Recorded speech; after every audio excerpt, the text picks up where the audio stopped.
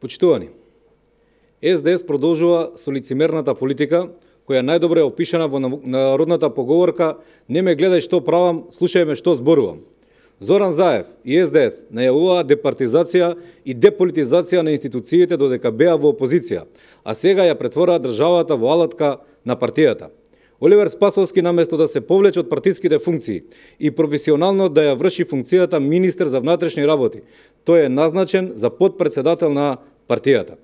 Граѓаните помнат дека во текот на претходните изборни циклуси СДС го проблематизираше тоа што Гордана Јанкуловска во исто време била и министер за внатрешни работи, и партиски функционер, и носител на листа во изборна единица, бидејќи не се знаело што е партија, а што е држава.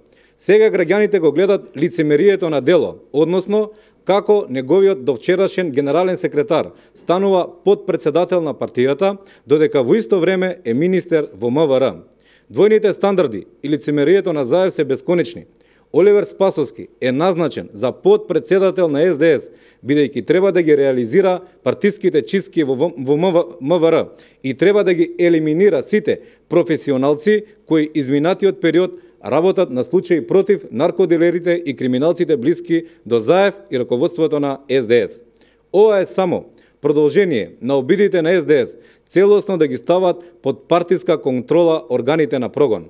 Првиот чекор беа заканите кон судиите со неуставен реизбор, а вториот иницијативата која ја поткрена Зоран Заев за смена на републичкиот јавен обвинител, кој го гони за случајот подкуп. ВМРО ДПМН ги повикува професионалците во МВР, обвинителството и судот да не подклекнуваат на политичките притисоци од страна на СДС.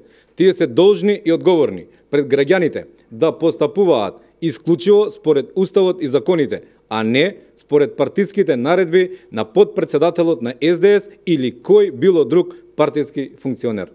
Ви благодарам.